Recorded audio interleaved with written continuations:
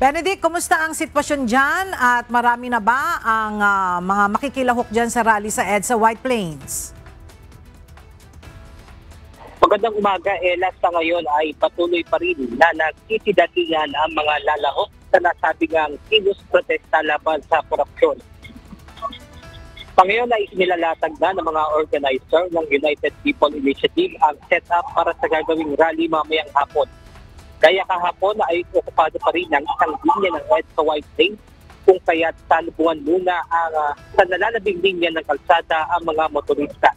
Nakapantay din ang mga tauhan ng Philippine National Police upang matiyak ang seguridad sa lugar. May mga naka-duty din na standby medics mula sa Quezon City Disaster Risk Reduction and Management Office at Philippine Red Cross para naman sa mga mangangailangan ng atensyon medikal. Sa tala naman ng Manila City Public Information Office, as of 9 a.m. kaninang umaga, umabot sa 150,000 ang bilang naman ng mga nakilahok sa panawagang transparency and accountability ng isang religious group na nagsagawa naman ng kilos protesta sa Quirino Grandstand.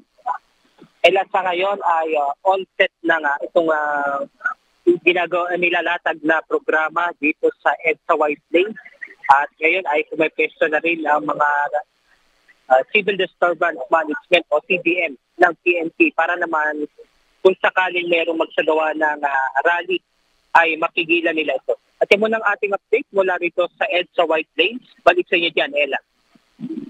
Maraming salamat, Benedict Samson.